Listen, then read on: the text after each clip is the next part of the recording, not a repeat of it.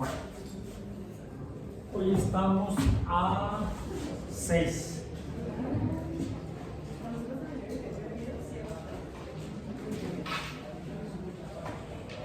De marzo de 2024 en Biomatemáticas 1. Y para el día de hoy quedamos en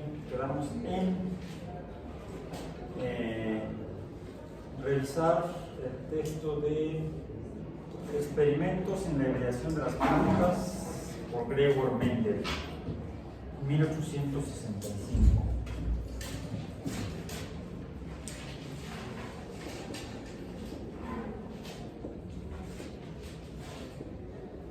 Experimentos en la hibridación de las plantas por Gregor Mendel, 1865. Tiene sentido hablar, revisar un texto sobre plantas, sobre hibridación, sobre experimentos de este tipo de hibridación en plantas, en un curso de matemáticas.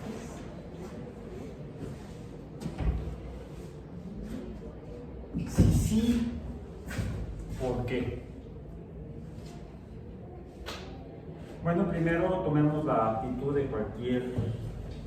Bueno, sigamos la regla número 1 de la ciencia. Hay que ser escéptico. Escéptico en el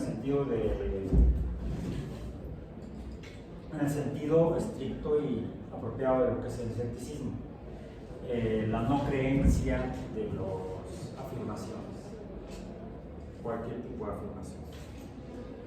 Y el escepticismo en el contexto de la ciencia es el no confiar, el no creer. Es ambivalente, digo yo, en cuanto a la ciencia, porque uno no cree lo que le dicen a uno los demás, así son científicos. La regla número 1, uno debe ser escéptico, no crédulo. Lo opuesto a escéptico es el crédulo. Por ahí hay algunas personas que se dicen, no, es que yo soy escéptico.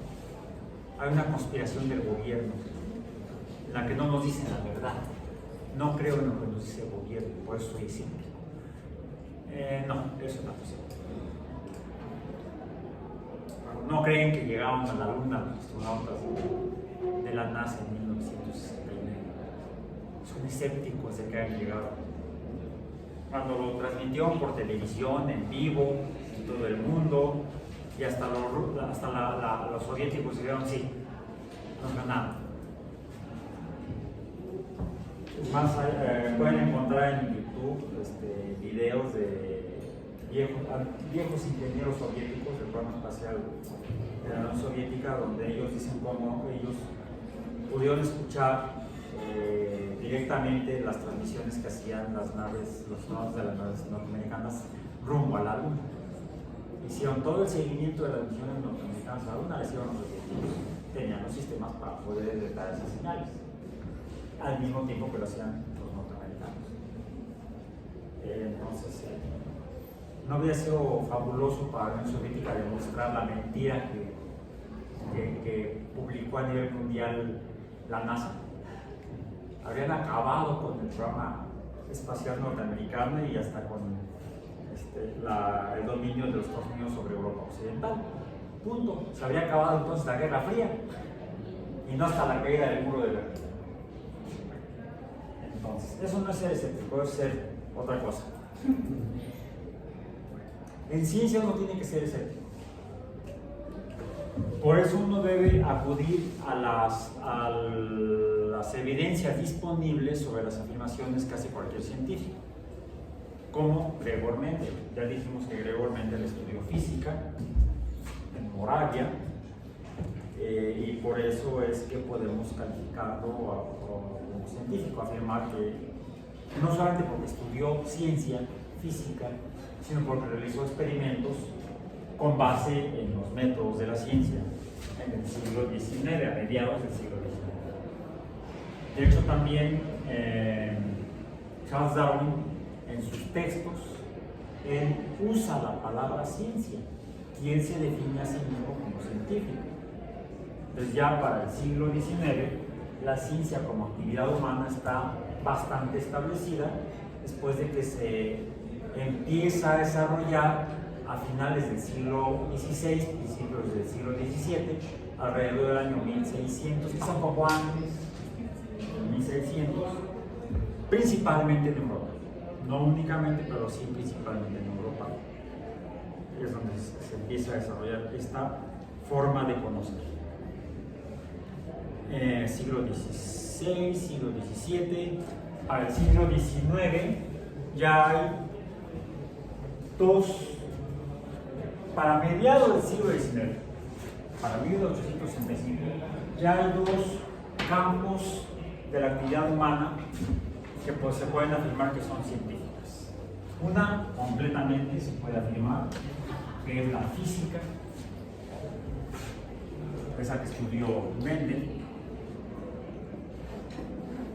que podemos decir que la física se va construyendo a partir del siglo XVI, más firmemente del siglo XVII, vamos a decir del siglo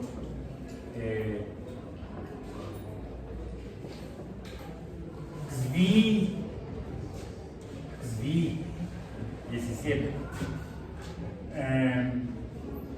a partir, algunos afirman, de 1810, con la publicación por Galileo de El mensajero sideral, es un pequeño librito, donde describe cómo hace su, ¿cómo se llama?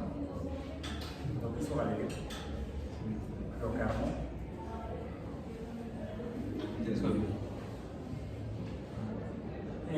Él no lo escribió así. Ahora le decimos telescopio. Si uno lee el libro original, le llaman anteojo. El anteojo, porque va antes de los ojos. A partir de los catalejos construidos por los navegantes y mercaderes holandeses en Holanda, Flandes. Entonces, a partir de eso, Galileo hace observaciones del cielo nocturno, ve que la luna es un mundo donde hay montañas, valles y otras estructuras geológicas, y descubre estrellas que nadie antes había visto, y descubre otras a las que él llama estrellas y ahora le llamamos satélites. A él le llama las estrellas medíceas, porque quiere quedar bien con los duques de Medici, que eran los que le patrocinaban. Ahora les llamamos satélites galileanos, los 4 satélites más grandes de Europa, Ganimedes, Io, Europa, Ganimedes y Callisto. Por cierto, esos nombres no se los puso Galileo, se los puso un matemático germano, Simón Marius se llamaba. Y con eso apoya la hipótesis de Copérnico planteada un siglo antes, en el siglo XVI. Dije 1810, no, ese fue el año de que inició la independencia en México. 1610, ¿por qué puse 2? 1610, corrígeme. Creo que lo dije bien, no sé, ya quedará en el video. A lo mejor lo dije bien y lo escribí mal, o lo dije y lo escribí mal. 1610. Galileo observa los cielos y escribe El mensajero sideral.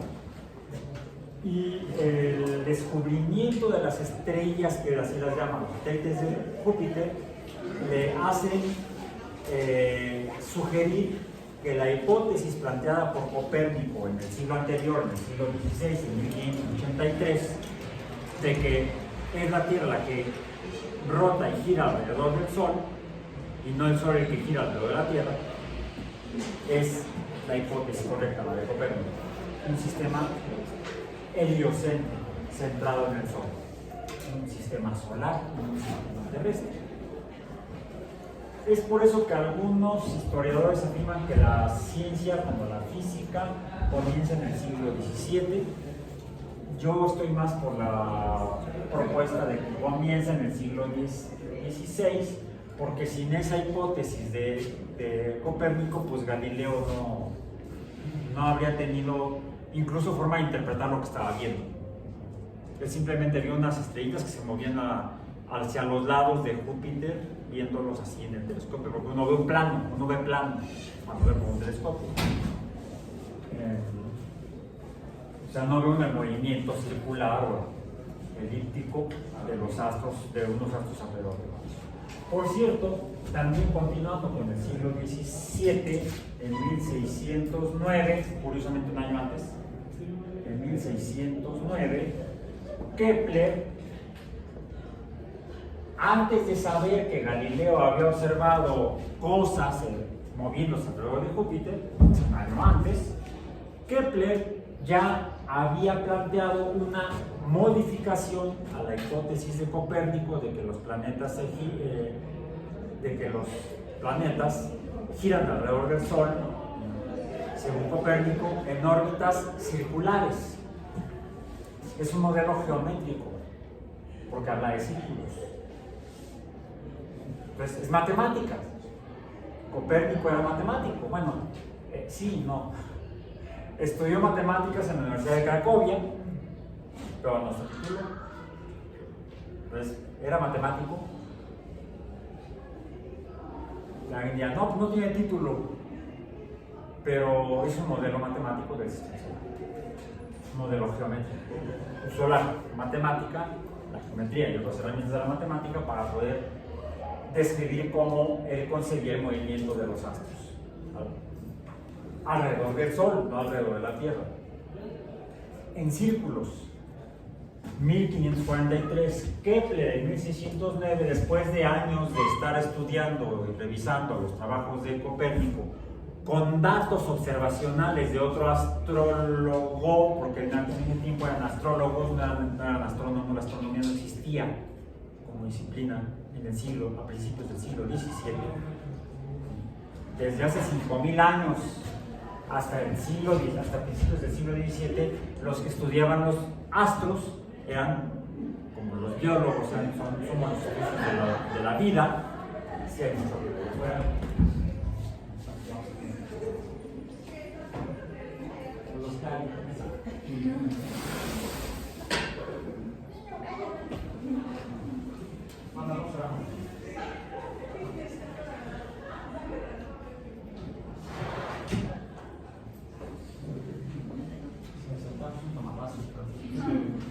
No, porque no traigo tomadas. Ok, entonces, en el siglo hasta principios del siglo XVII, los que estudiaban los astros serían astrólogos, así como todavía en el siglo XXI, quienes estudiamos los seres vivos, somos biólogos. Los que estudian la Tierra son geólogos. Los que estudian el pensamiento humano, la psique, son psicólogos. De la palabra logos, tratado o estudio. Bueno. Galileo era astrólogo, Kepler era astrólogo, Copérnico era astrólogo. Sí, era una disciplina un poco curiosa porque así como se hacían mediciones matemáticas, geométricas, por ejemplo, se hacían cálculos trigonométricos, se usaba el álgebra desarrollada por los árabes para estudiar el mundo y los cielos. Se hacía la interpretación de esos números, de esos datos, y a veces esa interpretación acudía a conceptos filosóficos y quizá hasta mágicos. De ahí que era una disciplina precientífica realmente. El hecho de que esto haya sucedido en este momento lleva a que dentro de la física la astrología se vaya modificando, vaya dejando de lado las interpretaciones con base en pensamiento mágico y se empieza a transformar más en una disciplina que alude o acude al pensamiento racional basado en evidencias materiales, medibles, ya no filosóficas o metafísicas, o sea, ya no más allá de la física, sino basadas en física. Okay. Es importante para entender qué es lo que está pensando Mendel. Entonces, Kepler, con datos de otros astrólogos del siglo XVI, uno de ellos nacido en Dinamarca, en particular el Tycho Brahe, salud, Tycho Brahe,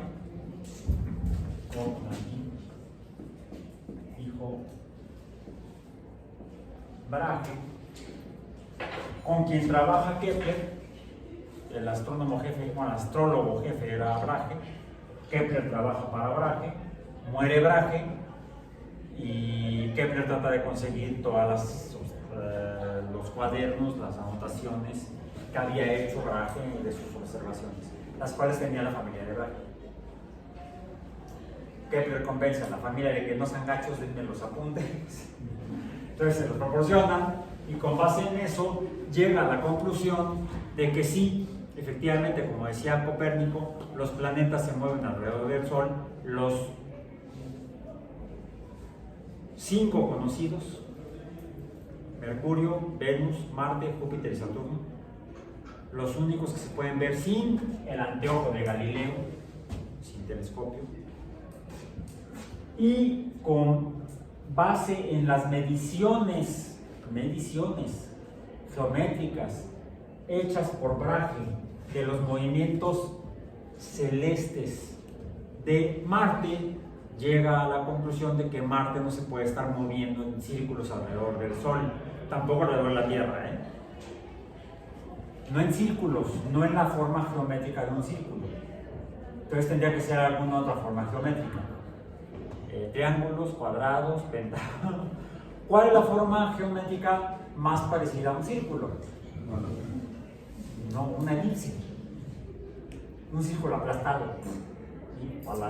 elongado. Entonces, en 1609, en una obra que se titula, en un libro que se titula Nueva Astronomía, ahí sí le pone, incluso lo escribe en latín, se llama Nova Astronomía, Nueva Astronomía, ya no astrología, sino astronomía. Kepler describe que, en razón a la descripción del movimiento de Marte de una elipse, todos los demás planetas deben estarse moviendo alrededor del Sol en elipses, en trayectorias elípticas, no circulares como proponía Copérnico. Entonces, corrige a Copérnico, pero por otro lado confirma la hipótesis de que se mueven alrededor del Sol. No como decían los astrólogos todos los demás, que se movían alrededor de la Tierra. ¿Por qué? Porque es lo que vemos.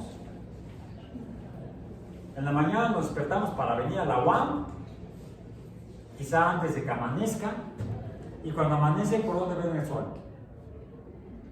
En el oriente. No lo ven en el norte, ni en el sur, ni en el poniente. Más tarde y antes de cuando va a anochecer, ¿dónde vemos al Sol? Al poniente. Y antes, en el transcurso del día, vemos que se mueve, aparentemente se mueve alrededor de nosotros. Entonces es una observación que nos está informando que el Sol se está moviendo alrededor nuestro. Es muy natural.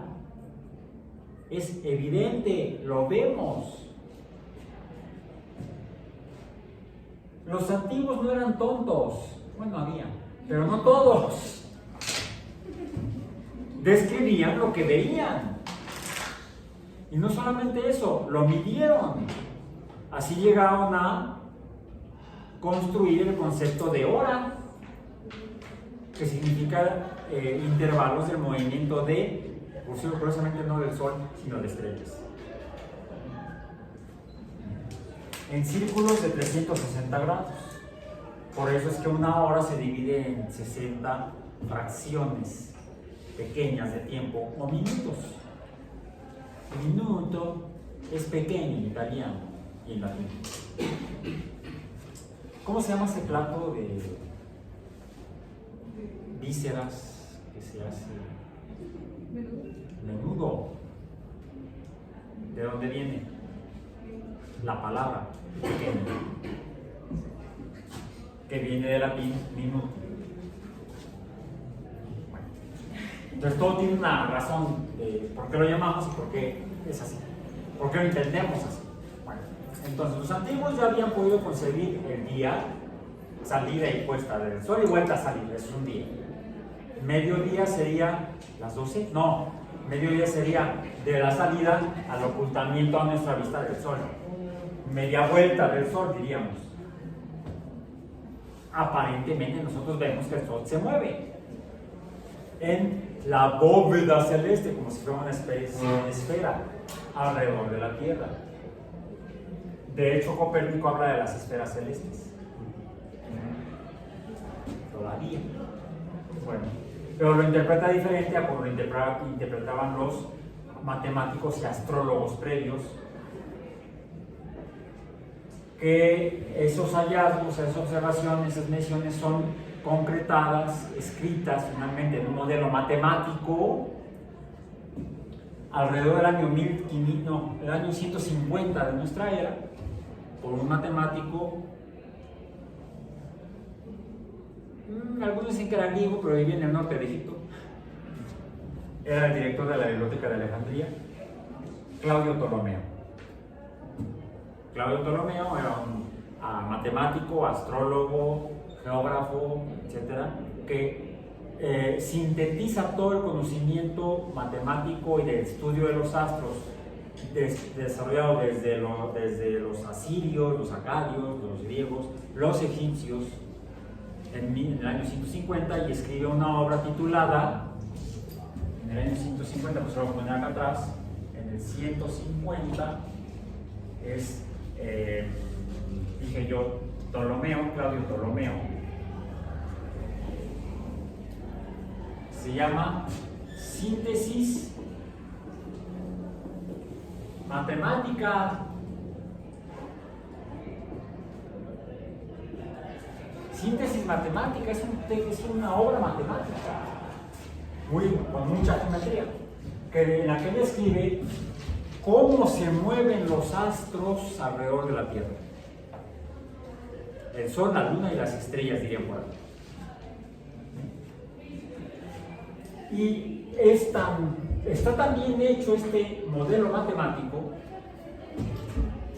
que tomó los datos previos desde 3.000 años antes, vamos a decir, hasta el año 150, que permitieron hasta estas fechas, ¿cuánto?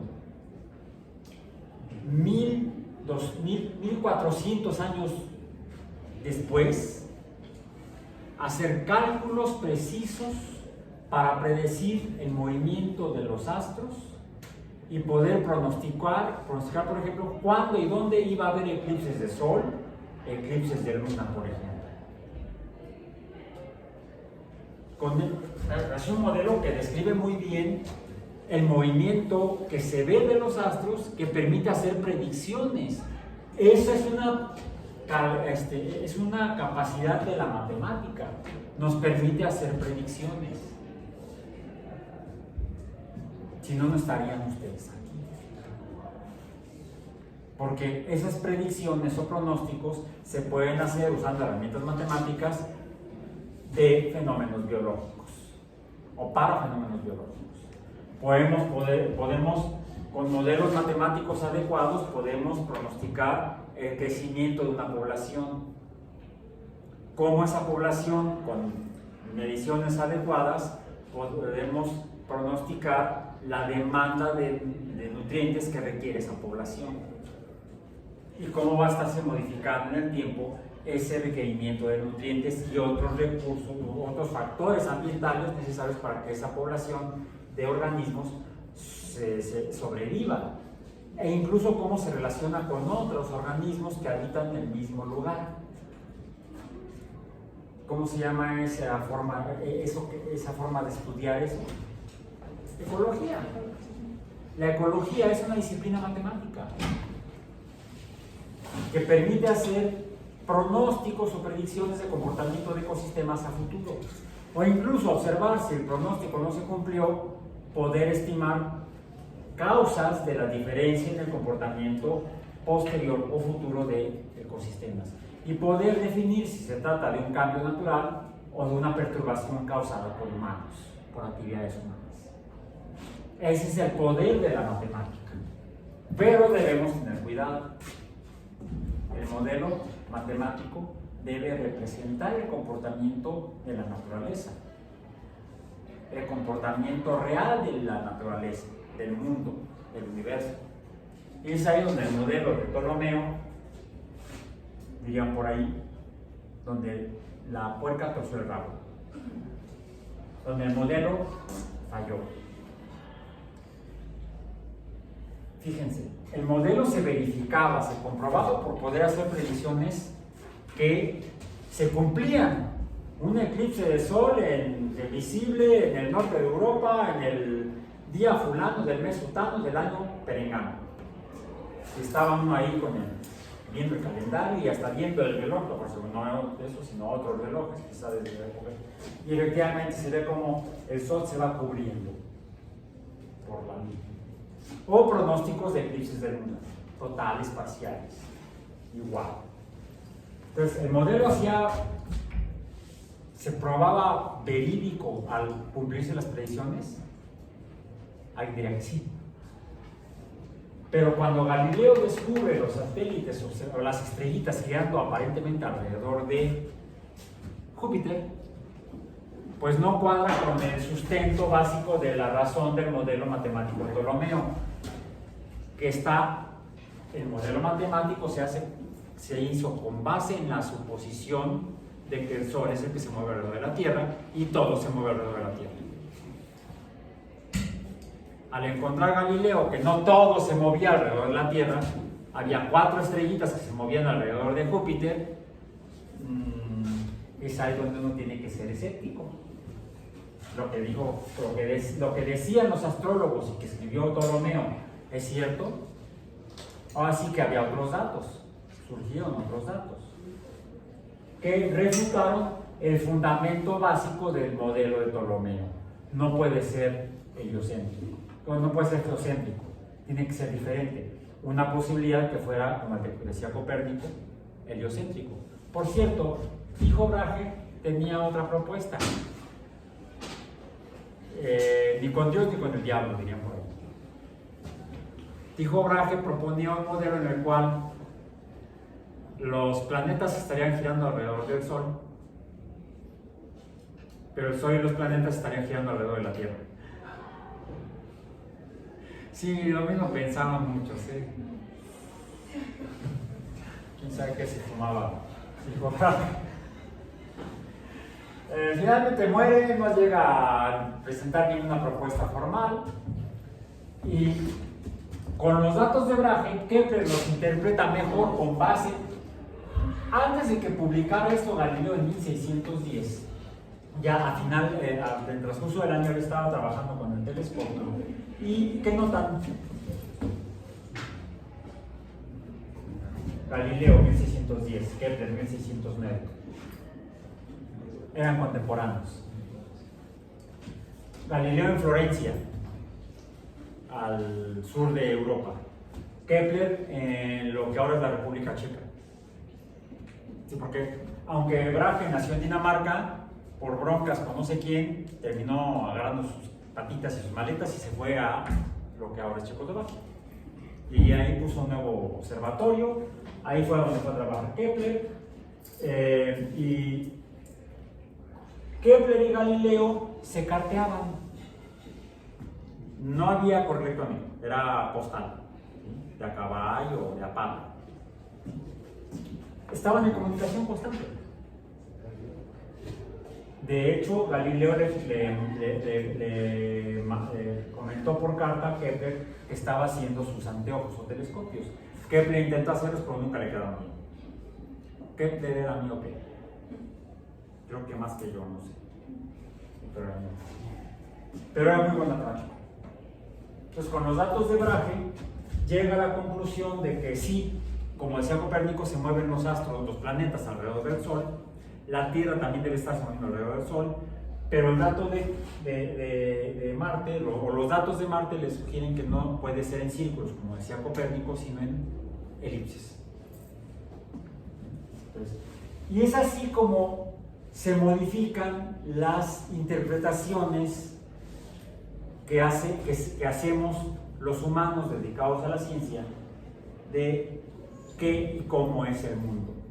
Tanto el mundo astronómico como el mundo no vivo como el mundo vivo.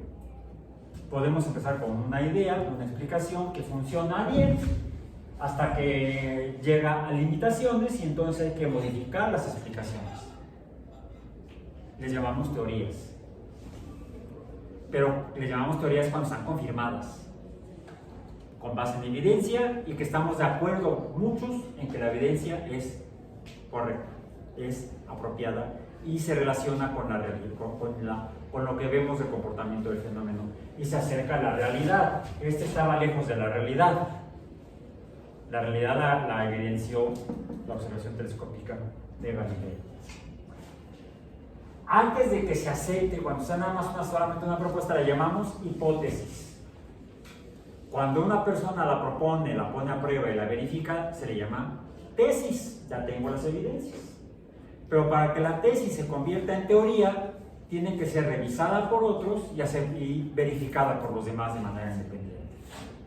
Es decir, es por consenso que una explicación recibe el nombre de teoría. Y la hipótesis copernicana pasó de ser hipótesis a ser teoría heliocéntrica.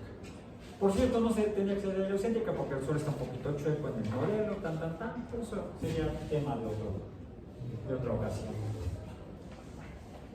Entonces, esto lo estudia Mendel en la universidad, aunque nunca se titula, y asume perfectamente la necesidad de usar herramientas matemáticas para hacer explicaciones del comportamiento del mundo, incluyendo el mundo vivo. Lo que ya se observaba desde antes y quizá desde que los humanos domesticaron especies de plantas, de animales. ¿Cuándo fue eso? Pues la evidencia molecular, esa es otra. Hay otra disciplina que surge, que ya está asentada para 1865, aunque tenía poco tiempo, tenía mucho menos tiempo que la física. ¿La física cuánto tenía cuando Mendel trabajó? 200 años por lo menos. La física ya tenía 200 años, 2 siglos de desarrollarse. Creo que es en 1806, creo, 1804, por ahí ese año siempre se me olvida, esa obra. Pero el autor no se me olvida.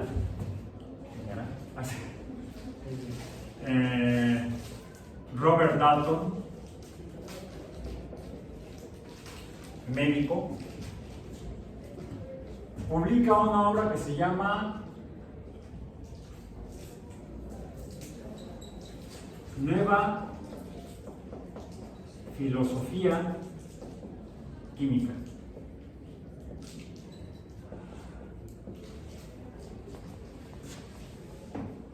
¿La conocen?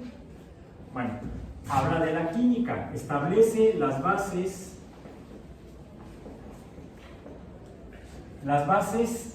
sobre las cuales la alquimia se transforma en química. Así como la astrología se transforma en astronomía, o la astronomía surge de la astrología, la química surge de la alquimia, que era una disciplina en la forma de hacerse similar a la astrología. Una buena parte trabajo empírico y pensamiento racional, y una buena parte de pensamiento místico. Pero para mí pero había permitido a la alquimia conocer diferentes sustancias y el comportamiento, las características y comportamiento de diferentes sustancias de la materia que forma la Tierra, incluso que está por encima de la Tierra, la atmósfera por ejemplo. Y ya se conocían, para esta época se conocían compuestos como el sodio, el potasio, el hierro, el cobre, el estaño, el azufre, y se hacían procesos con los cuales se producían nuevas sustancias, como el ácido muriático, el ácido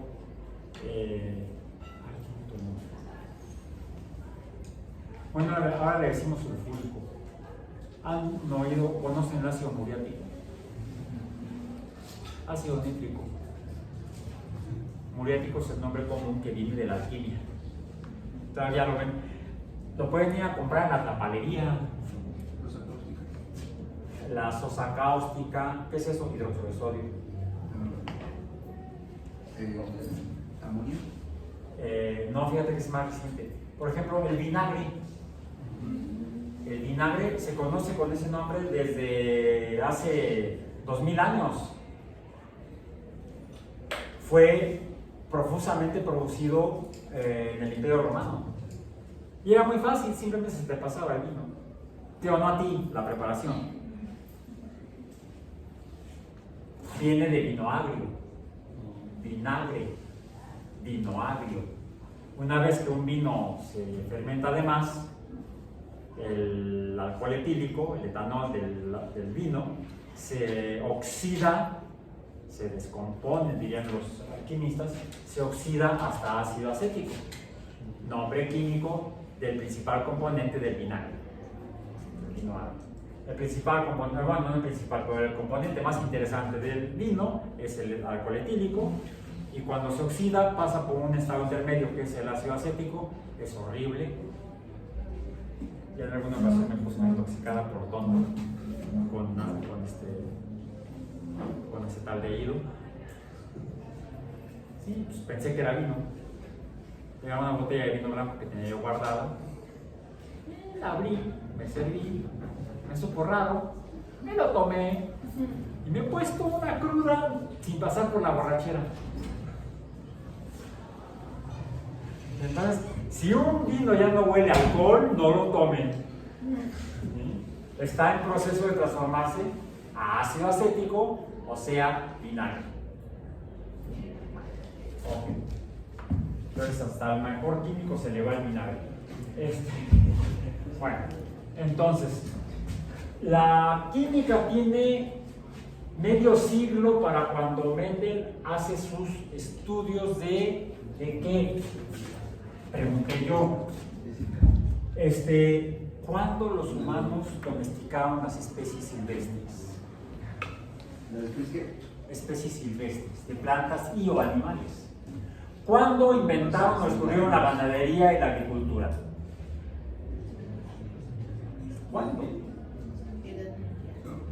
No. 6.000 años. Más. Si las primeras ciudades se establecieron, conocidas con base en evidencia, en Mesopotamia, se han fechado con una antigüedad de poco más de 5.000 años.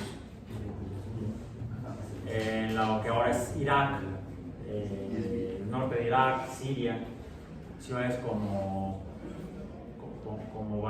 Babilonia, citada en ese libro de Sexo, Guerras y Rock and Roll, casi. En la Torá, en la Biblia. ¿Sí? Ahí la mencionan como Babel. Babel es Babilonia. Todavía existe en Irak, Babilonia. Aunque la capital no es Babilonia. Bien.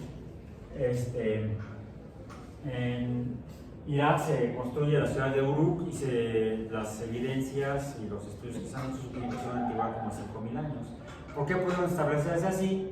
Ahí, porque en la ribera del río, con los desbordes que tenía el río, los lodos, el cieno que se van junto con el agua cuando se crecen los ríos.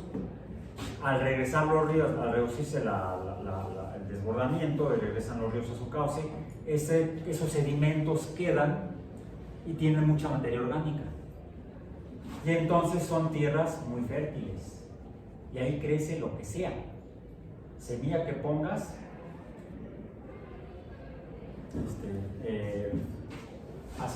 permite que brote la plántula. Germina, crece la planta. Entonces, ahí ya había agricultura establecida. Entonces ya podían cultivar, almacenar los granos y ya no tener que emigrar a buscar más comida. Por eso se forman las primeras sociedades sedentarias, las primeras sociedades que dejan de ser nómadas en esa región del mundo y construyen entonces las primeras ciudades. Posteriormente sucede algo similar en otros lugares del mundo, como en la zona de lo que ahora es Tabasco, sur de Veracruz, donde se desarrolla en estas tierras la cultura olmeca, que es la más antigua de Mesoamérica. ¿Y por qué lo pudieron hacer? Pues porque ahí también los ríos se desbordan, sucede lo mismo y sobre esos sedimentos ricos en nutrientes puede crecer maíz. Y sin maíz no hay país. Bueno, gracias al maíz pudieron hacer la nación olmeca, la cultura olmeca. Entonces, la domesticación de plantas fue la primera que permitió establecer sociedades sedentarias, pero parece que no fue cuando empezaron realmente las personas a domesticar especies biológicas. Parece que antes empezaron a domesticar especies animales, porque la agricultura se estima que tiene una antigüedad de entre 10 y 20 mil años. O sea, como que todavía tardaban unos 10, 15 mil años en hacerlo bien, mejor, de manera que ya se pudieran establecer. Porque incluso en Norteamérica también se cultivaba maíz, pero era por temporada.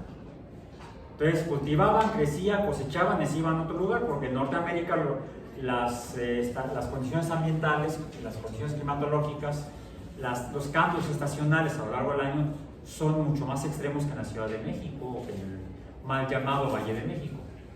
También tiene que ver con la selección artificial, ¿no? Es que es eso lo que hacen. No estaban tan mejoradas las condiciones entonces. Y esa observación llega hasta tiempos de Mendel, hasta el siglo XIX. En el siglo XIX, las personas en el mundo seguían haciendo lo mismo que las personas empezaron a hacer hace 10 o 20 mil años en diferentes lugares del mundo. En Asia, en África, en Europa, en América. En Oceanía está medio dubitativo el asunto. Pero, ¿qué es lo que veían? Que cuando quizá inicialmente éramos cazadores, no éramos cazadores recolectores. Eso es un cuento. Para ser cazador, ¿qué se requiere? Para ser el buen depredador, el exitoso depredador. Pues garras, ¿no? No uñas que se rompen al primer intento, pero si se hacen en manicure. Grandes colmillos o fauces, así. No. Éramos cazadores. Como que la evidencia no lo apoya firmemente, ¿no? La evidencia antropológica y paleontológica sugiere que los homínidos, ancestros a nosotros, y todavía los primeros Homo sapiens quizá, éramos carroñeros. Sí, el cazador era otro. Por ejemplo, en el noreste de África, los felinos, los grandes felinos. Las panteras, por supuesto, no del agua. Los leones, las hienas, que no son felinos, eran cánidos. Los guepardos o chitas, esos sí son cazadores, pero no se acaban todo, afortunadamente, dejan ahí resto. Luego llegan los buitres y pues también pueden llegar los humanos. Y final, si somos varios, mira, ahí están los buitres, que dice que ahí hay algo que dejaron los leones, comida. Pero están los buitres, no importa, agarra un palo y vamos gritando, ¡ay! Se asustan y vuelan. Y ahora sí, llégale, porque además la carne pegada al hueso es la más rica.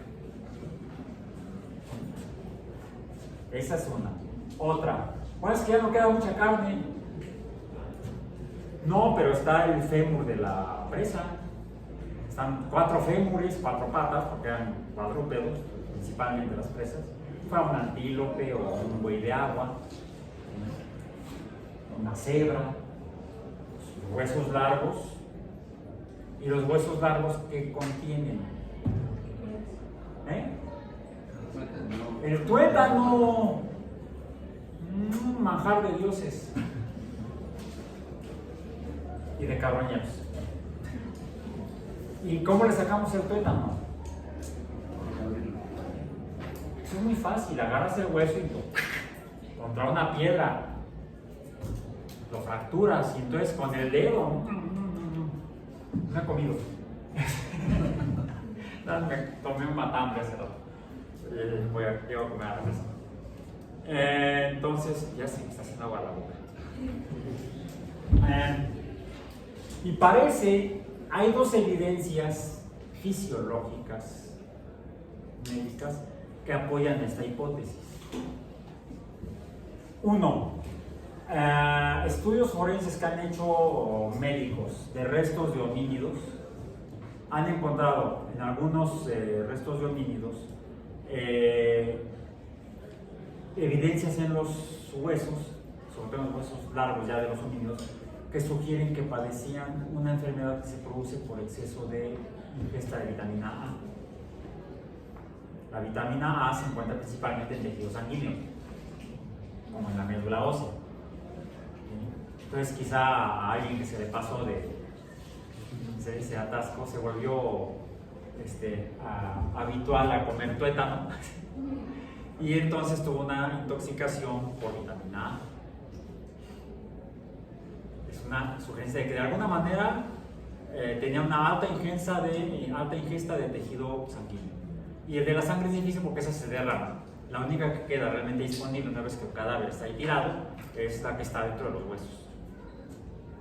O sea, como se dan cuenta, la ciencia para eso sirve, para poder interpretar, conocer, hacer modelos o explicaciones de lo que sucedió. Eso es la ciencia forense. Por cierto, varios exalumnos de aquí son forenses, principalmente de lo que está en Tapor. Algunos exalumnos son peritos forenses. Y otra evidencia que lo sugiere es uno de los lípidos o grasas más abundantes en la médula ósea es la lecitina. O en general ácidos grasos poliinsaturados, no colesterol, que es un saturado, además de que es cíclico. Como se dan cuenta, la química es importante entenderla, por eso. Lo que sugiere o que se comían los sesos, porque también es muy abundante el tejido nervioso, o se tomaba la médula, se comía la médula. Entonces, de esa manera podemos hacer modelos de cómo sobrevivían nuestros antepasados. Pero esos eran carroñeros. Después, quizá con la piedra con la que rompieron el hueso, pues quizá en lugar de usar la piedra para romper el hueso, quizá usaban la piedra o usaban el hueso para ir a cazar otras presas. Inventaban o descubrieron unas armas de cacería. Y quizá para alguien que le quería ganar, también toma las armas para pelear entre humanos. Nunca falta alguien así. Pero eso fue hace 300,000 años.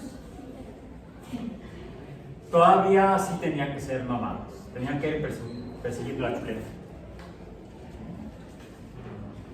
Al mismo tiempo eran recolectores, recolectaban semillas, plantas para también complementar la dieta.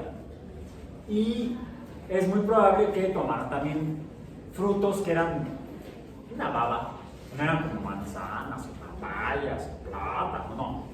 Eran frutitos como los que vemos cuando salimos al campo y está, después de florear, las plantas que dan flor, pues ya está el fruto, que es el órgano de las plantas, angiospermas, para su reproducción, no para que se lo coma alguien más. Bueno, se lo comen con diversos animales. Son frugívoros. Hay muchos animales frugívoros.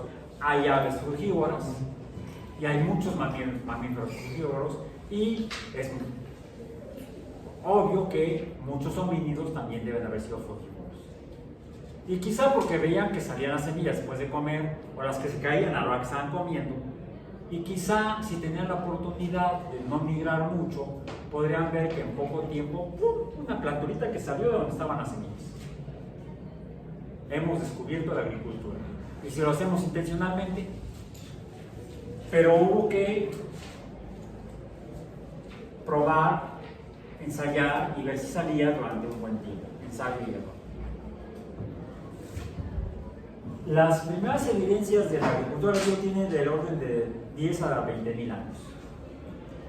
Y entonces, ¿qué se cultivó primero? ¿Qué se domesticó primero? ¿Las plantas o los animales? Actualmente, ¿perdón? ¿Plantas?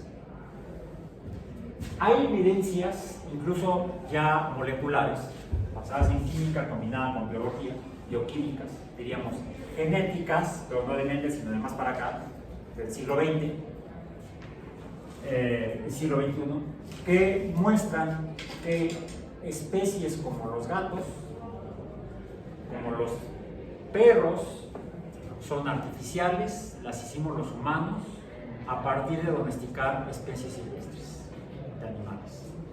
Los perros en particular son lobos mutantes. Las evidencias sugieren que los primeros lobos que empezaron a ser domesticados por las personas lo fueron en la zona norte de Eurasia, como toda una región, incluso a través de Asia, llegamos a Siberia, Bering, y ahí está en contacto ha estado en contacto a lo largo en diferentes ocasiones con el norte del continente americano, con la región de Alaska, norte de Canadá. Ahí hay todavía lobos que se mueven, nada más que ahorita como ya no están conectados Alaska y Asia, pues ya hay un estrecho, el estrecho de Bering, donde está difícil que un lobo se atraviese nuevamente. Pero cuando eso estaba congelado, fácilmente los lobos migraban por todo el norte de tres continentes, América, Asia y Europa. Y en esa región, principalmente en donde se juntan Asia y Europa, algunos humanos empezaron a domesticar lobos. Y hay dos razas, dos variantes de perros que están íntimamente ligados con los lobos que vivían en esa región, en lo que ahora es Alaska y lo que es Siberia. ¿Ya alguien sabe por ahí cuáles perros son? No son los chihuahuas ni los husky. Husky. ¿Cuál es el nombre completo del husky? Alaskan Husky o Husky de Alaska. Malamut, ¿cuál es el nombre completo? Alaskan Malamut. Y además no sé por qué tengo un amigo que se llama, bueno, no digo que es Alaskan Malamut, mi amigo Kodiak. Entonces, son de las dos razas más antiguas de perros. Y los análisis moleculares sugieren que tienen alrededor de 10.000 años, entre 10 y 15.000 años de haber sido domesticados. De hecho, parece que hay otras razas de perros que son todavía anteriores, aparentemente 30.000 años. Estamos hablando de al menos unos 10.000 años antes de la agricultura. ¿Por qué? Porque quizá todavía fue más fácil seguir cazando con ayuda de lobos que andar sembrando, que es más lábil, es más frágil la agricultura. Una sequía, una inundación excesiva. Ok, viene la inundación, llega el cieno, siembras, y luego viene otra inundación y te lleva las plantas. ¿Qué pasa? Sucede. Se pierden cosechas por inundaciones, por lluvias torrenciales. La agricultura es una actividad altamente riesgosa en cuanto a la posibilidad de tener el resultado final, el producto final. Sí, es de alto riesgo, pero hay que hacerla. Afortunadamente se ha tecnificado y se ha mejorado la producción agrícola en ese sentido. Afortunado o desafortunadamente, no sé. En fin. ¿Por qué pudieron domesticar a los lobos? ¿Por qué pudieron en este continente las personas llegar a tener los elotes que ahora venden en las esquinas junto a los hospitales o en los parques en los días de la mañana? Les digo que no he comido, estoy pensando en un elote con mucha mayonesa y queso o en un esquite. Viene en particular el maíz, viene de una plantulita, gramínea, monocotiledónea, que se llama teosinte. Todavía lo hay por ahí. Dense una vuelta al Museo Antropológico. Ahí está toda la historia sintetizada. La pueden ver en media hora. ¿Bien? Pero, así como una plantita de teosinte te puede dar 8 semillitas, otra plantita de la misma planta te puede dar 10 semillitas. Pues mejor tomo la de 10. ¿Y qué crees? No me la voy a comer. Mejor la voy a sembrar. Y la plantulita de la cual cuando finalmente tuvo las semillas dio 10, pues sí va a dar 10, pero ¿qué crees? Otra tiene 12, no 10. Oh. Y unas poquitas tienen 8. Bueno, pues quiere decir que esta plantulita da más, en cambio la de 8 da 8 o 6. Ahí una que otra de 10. Pues no funciona como yo quiero, mejor voy reproduciendo adicionalmente la que da más lo que yo quiero.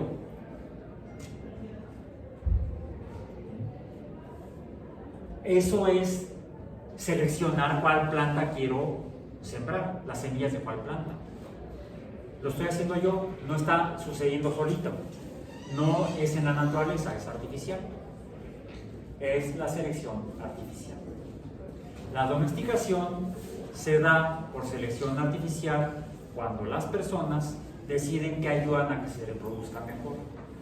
Por ahí me topo con unos lobos, ay, me van a comer. Lo que pasa es que me encontré un conejo y me lo estoy comiendo. Pero no, se acerca a ver si me está pidiendo que le comparta de mi conejo. Ok, tomo una patita y me como la otra. Y se va el lobo. Por ahí conseguí ya no un conejo, otra cosa. Y se acerca el lobo. Ah, qué amistoso, toma ahí. Y empezamos a compartir. Por allá está el resto de la manada que nos acerca. Y de repente viene con un amigo. Son una hembra y un macho. Que ya me tomaron confianza. Y entonces la pregunta es, ¿quién domesticó a quién? Si los humanos a los lobos o los lobos a los humanos. Entonces, son un macho y una hembra, me los quedo, los dejo que se crucen, y de la camada, 4 o 6 lobos, pues va a haber alguno que sea medio roñoso, y otro que otros que sean más amistosos. Pues el roñoso vete allá con la otra manada, y aquí se quedan los que son buena onda. Y favorecemos la reproducción de esos. Es así como aparentemente se dio la domesticación de animales y plantas. Lo mismo que se haría con las vacas que no existían hace 10.000 años, o quizá 20.000 años, no, pero hace 10.000 años sí. Y otras especies. Los caballos son más recientes. Más reciente la domesticación de caballos. ¿A qué se debe? A que cuando se reproducen los organismos, las crías o las plantulitas o las camadas, no todos los individuos son iguales. Hay variabilidad en el comportamiento, carácter, color, el tamaño de las crías de la reproducción de los seres vivos. Ahora, eso es el fenómeno natural, así sucede. Y algo que también sucede es que de esos, sean plantas o animales, insectos o vertebrados o invertebrados, acuáticos o terrestres, o voladores o reptantes, en todos se presenta esa variabilidad. Y algunos sobreviven y otros no. Quizá unos no sobreviven porque son muy blancos y entonces fácilmente ven los depredadores y los comen, punto. Los que son más oscuros pues no los ven tan fácilmente los depredadores, entonces sobreviven y se pueden reproducir. Unos que son más grandes se definen mejor. En cuanto a las aves, unas vuelan más rápido que otras. La que no vuela bien se la comen. Entonces, la naturaleza selecciona a los que tienen la capacidad de sobrevivir porque y quizá aprovechan mejor los nutrientes. O sea, no es que sea el más fuerte, el más rápido o el más grandote, no. Es el que tiene las mejores condiciones naturales para sobrevivir. Eso así funciona la naturaleza. ¿Pero por qué? Fue la pregunta que se hacían. ¿Cómo mejorar la selección artificial? ¿Hay alguna manera? Había que estudiarlo. Y ya con los métodos de la ciencia que ya tenía 200 años al menos de existir. Junto con una ciencia adicional que sería la química, pero con una herramienta que es la matemática. Y fue lo que hizo Mendel. ¿De qué depende la variabilidad en la reproducción de las plantas? Y otra cosa que sucedía, cuando se cruzaban un macho blanco con una hembra negra, pues van a ser como café con leche, te va a salir gris. Pues no, ¿qué crees? Que salían o moteados, o a lo mejor salían 4 blancos y un negro. O al revés, 4 negros y un blanco. Bueno, es que los quiero que se vean bien, mejor selecciona blanco.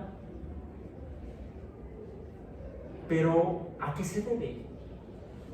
Mendel lo que buscó fue un modelo matemático que permitiera hibridar o cruzar mejor plantas para obtener resultados mejores. Había un modelo previo que explicaba, y es el que dice el artículo de Mendel en introducción. Espero que ya lo hayan leído. Sí sé que de un día para otro está un poco difícil, pero podemos intentarlo. Voy a permitirme leer los párrafos de la introducción, que es el inciso 1. Observaciones preliminares. La experiencia de la fecundación artificial, estamos ya en el siglo XIX, después de más de 5.000 años de civilización, 10.000 años de agricultura, 30.000 años de ganadería. Tal como se efectúa en plantas ornamentales para obtener variaciones en su color, ha dado lugar a los experimentos que serán analizados aquí. La notable regularidad con la que las mismas formas híbridas siempre reaparecieron cada vez que hubo fecundación entre las mismas especies, indujo a emprender los experimentos de más adelante, con el objeto de seguir el desarrollo de los híbridos en su progenie. Luego da unas referencias de varios autores, donde dice que han dedicado parte de sus vidas con perseverancia inagotable. Especialmente en algunos trabajos han registrado observaciones valiosas y más recientemente otro autor publicó los resultados de algunas investigaciones profundas acerca de los híbridos del sauce, el que en México llaman las personas los llorones. El sauce en México le dicen llorón. Que a estas alturas no se haya formulado con éxito ninguna ley general aplicable que gobierne la formación y desarrollo de los híbridos, difícilmente sorprenderá a cualquiera que esté familiarizado con la extensión de la tarea y pueda apreciar las dificultades con las que tienen que lidiar los experimentos de esta índole. Solo podemos llegar a un veredicto final teniendo ante nosotros los resultados de experimentos detallados hechos en plantas pertenecientes a los más diversos órdenes.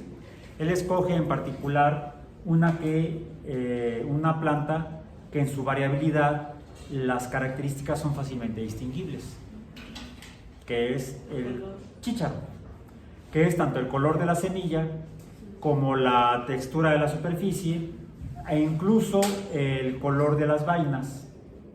También intenta el largo de los tallos, el color de las flores, y encuentra que sí hay una definición muy clara en cuanto a las semillas, diferencias en las semillas, diferencias en las vainas, diferencias en las flores, pero no así en la talla de las plantas. Como que no solamente hay plantas altas y chaparras, sino que hay un montón de intermedias. Entonces hay una gradualidad que es difícil, a la que es difícil aplicarle valores numéricos. En cambio, si yo tengo dos características, que las que él ve en ese género de chícharo, pisum, bueno, no género solamente, sino especie, género y especie, porque menciona varias especies del género pisum. En particular, él trabaja con Pisum sativum. Viene aquí en el número 2 en selección de las plantas. Como ya sabemos, son amarillas o verdes. No hay anaranjadas, vamos a decir. Amarillo o verde, nada más. Son fácilmente distinguibles. Y entonces podría usar un sistema que actualmente dirían, es del siglo XXI. ¿Cómo? Sí, es digital. ¿Por qué digital? Porque es de ceros y unos. Es un modelo digital.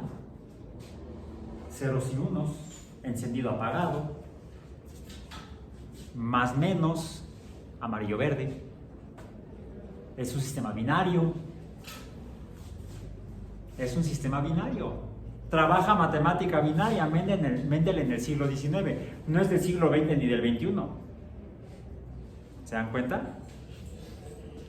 Luego, aquellos que escudriñen el trabajo hecho en este departamento llegarán a la convicción de que entre los numerosos experimentos llevados a cabo, ninguno ha sido realizado hasta tal punto y de tal manera que permitan determinar el número de formas diferentes bajo el cual la descendencia de los híbridos aparece, para organizar estas formas con certeza, de acuerdo con sus linajes separados, o definitivamente para determinar sus relaciones estadísticas.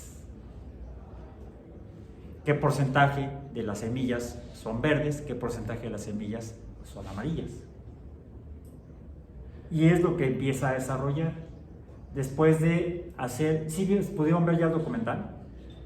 Los que lo vieron cómo se hace la fecundación a mano de cada paciencia de monje. Y dicen que se quejan de sus estudios ustedes y de las materias. No saben lo que es amar a Dios en tierra de monjes. Ok. Bueno. Voy a pasarme al último párrafo de esta sección. El artículo presentado a continuación recoge los resultados de un experimento así de detallado. Este experimento se limitó prácticamente a un pequeño grupo de plantas y está ahora, después de una investigación de 8 años, fue el número que mencioné ayer, concluido en lo esencial. Si el plan en base al cual estos experimentos separados fueron dirigidos y llevados a cabo era la mejor manera de conseguir el fin deseado, se deja a decisión del lector. Ya ustedes deciden si mejoran el experimento. Se vale. No se podría hacer su proyecto terminal, por ejemplo, reproducir los experimentos de Mendel. Ahí luego me platican. Bien.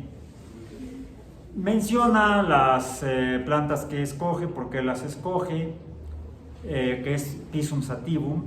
Y luego dice aquí una tabla en la página... ¿Qué página es? En la página 3. En la página 3 al calce hay una tabla donde dice: primer experimento 60 fecundaciones en 15 plantas, segundo experimento 58 en 10, tercero 35 en 10. O sea, viene aquí el número de experimentos, la cantidad de experimentos, pero el número de fecundaciones, el número de veces que tomó el polen de una para poner la nota, y el número de plantas que usó. Luego cómo las dejó salían las semillas. Y en el número 5, en la página 5, viene la primera generación a partir de los híbridos. ¿Por qué híbridos? Porque toma plantas verdes, plantas amarillas, o más bien plantas de semilla verde, plantas de semilla amarilla, plantas que además también la cutícula la epidermis puede ser rugosa o lisa, y empieza a no a fecundar verde con verde, ni amarillo con amarillo, sino que las cruza Eso es la hibridación, la cruza de especies o de variedades, porque es la misma especie que presenta al menos dos variedades fácilmente distinguibles. Quizás si hubiera escogido otro tipo de planta donde fuera mayor la diversidad de variedades, como por ejemplo en los gatos. ¿Alguien tiene gatos y ha tenido camadas de gatos? Te salen de chile de mora y de manteca. ¿Sí? Es mucha la variabilidad por ejemplo, en el color de la piel. ¿Sí? Pueden salir lisos, moteados y lisos del otro color, y hay cosas intermedias. Entonces, sería difícil haber llegado a las conclusiones hasta las que llegó Mendel o estudiando la reproducción de gatos. Fue muy inteligente al escoger una especie de planta cuya reproducción se puede representar mediante un sistema numérico binario. En el caso de los gatos no podría ser binario. Tendríamos que usar una cantidad de números mayor para representar matemáticamente las diferentes variaciones en las características. Entonces, el sistema en estudio le dice a uno qué herramienta matemática usar, pero para eso uno debe conocer diferentes herramientas matemáticas. Y lo que encuentra son lo que más sorprende, pero que afortunadamente así salió, porque nos dice que la biología en este caso se comporta con base en un modelo matemático fácil de descubrir, siempre que tengas la paciencia de hacer el experimento. Esa es otra cosa. Color del albúmen en 10 plantas. Estoy en la tabla 6, página 6, la tabla que está arriba, página 6. En la planta 1, 25-11. Planta 2, 32-7. Escriban esos números en su cuaderno. ¿Sí? Color: amarillas, 25, verdes, 11. O sea, casi como si copiaran la tabla del artículo. Si tienen el artículo, copien la tabla. Planta 2, 32, 7. Planta 3, 14, 5. Planta 4, 70, 27. Planta 5, 24, 13. Planta 6, 26, es el número de semillas de cada color de albúmen. Planta 7, 32, 13. Planta 8, 44, 9. ¿Cuántos? 44, 9. Planta 9, 50, 14. Planta 10, 44, 18. O sea, copiar todo lo de la tabla. Lo de la tabla, si no, pueden copiar la tabla de la página 6. Las dos columnas de la derecha, que son los números de color de semillas, amarillas y verdes. Primera columna de esos datos, que es la cuarta columna de la tabla, son los números de semillas amarillas, y la última columna, el número de semillas de color verde. Bueno, ya podemos empezar a hacer operaciones aritméticas. Por ejemplo, dividir el número de amarillas entre verdes o de verdes entre amarillas. Es libre. ¿Sí? Y como es una división, nos da otro número, tenemos que ver qué número es. No lo hagan ahorita, háganlo para después, como una especie de tarea. ¿Sí? Ahorita lo que quiero es que sigamos. Entonces tenemos ahí un análisis matemático que sería simplemente cuál es la proporción o cociente, por eso se hace la división, en una misma planta en la que se metieron polen de en el órgano reproductivo de otra planta de color diferente. Lo sorprendente es que no salen, por ejemplo, amarillo y verde, no sé qué color da cuando se combinan. Amarillo y azul a verde. Diría, ¿no tuvieron la Barbie maestra de dibujo? Mis hijas sí se las compramos. La apretabas el botón en la espalda Y Barbie decía, amarillo y azul da verde. Rojo y violeta da... No, rojo y azul da violeta. Rojo y violeta. ¿Cuál es el otro? Azul y rojo da violeta. Azul y amarillo da verde. Amarillo y verde. No, amarillo y rojo da anaranjado. Son las tres combinaciones de los tres colores primarios, dan los tres colores secundarios. Y son los 6 colores básicos. Ok. Eso es física. O dibujo y pintura. Bueno. Entonces tenemos nos va a dar un número que sería una razón o proporción. De hecho tiene nombre ese número. Son números racionales. Pero tienen cierta característica los números racionales, ya hablaremos de ello mañana. ¿Okay? Entonces lo que vemos es que, por un lado, un naturalista, porque todavía no existe la biología, un naturalista está estudiando cómo, en el ámbito de la botánica, cómo se reproducen las plantas.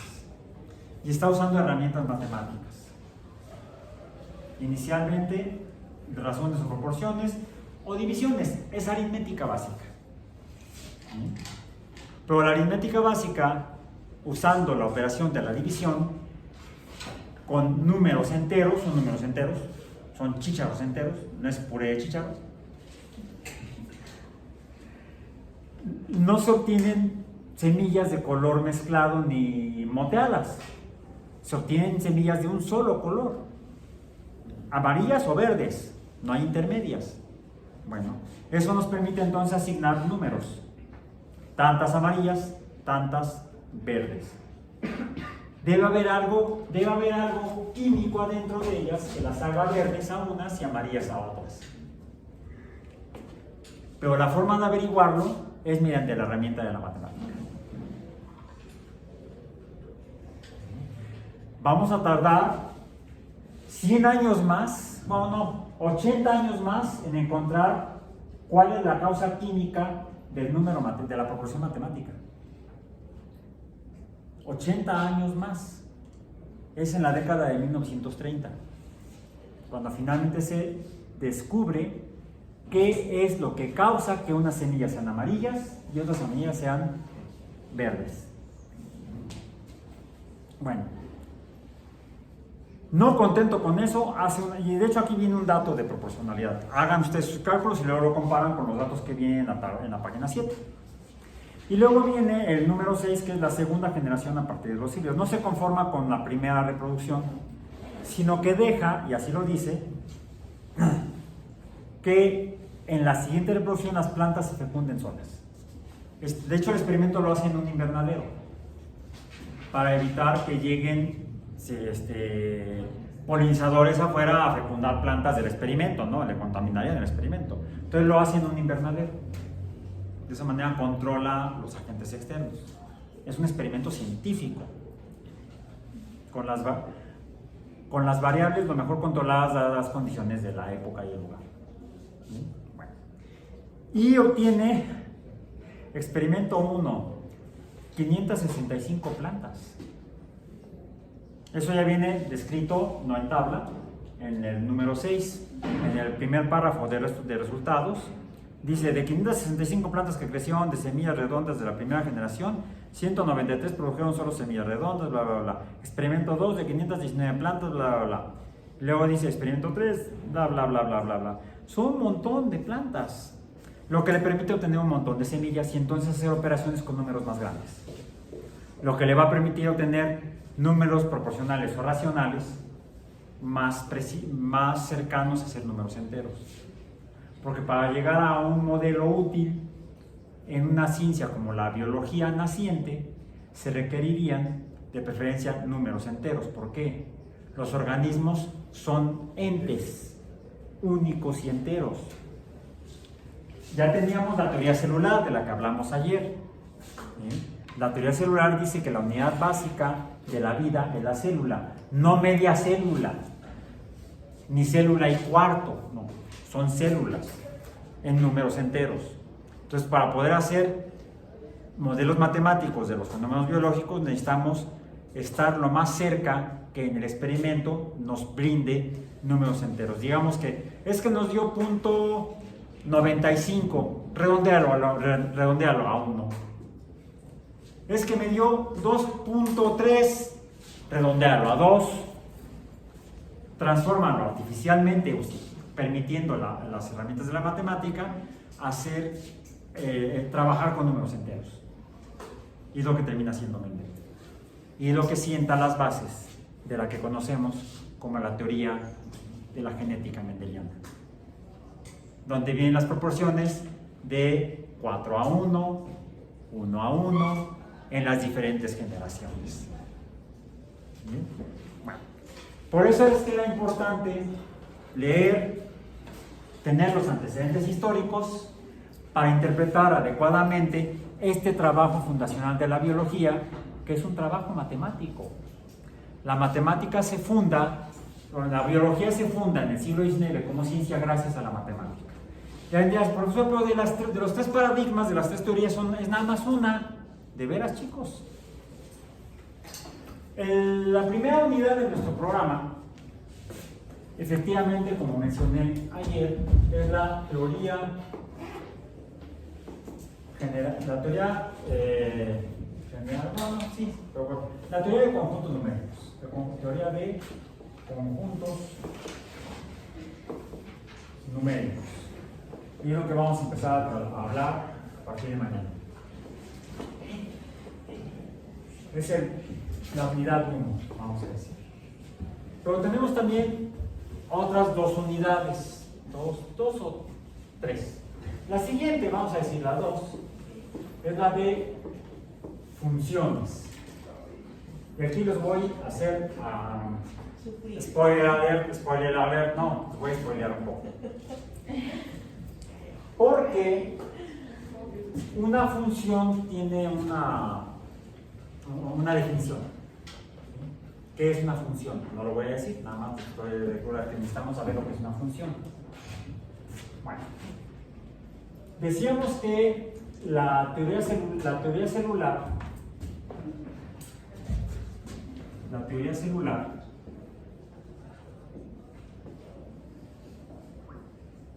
es el paradigma 1 de la biología. La teoría genética de Mendel es el paradigma 2, funcionalmente hablando. Ayer mencioné que era el tercero cronológicamente porque se publica hasta 1865. 6 años antes se publica el libro completo de la tercera teoría o ley, teoría o tercer paradigma, el paradigma 3, fundacional de la biología, que es la teoría evolutiva. O la teoría de la evolución por selección natural de Darwin y Wallace.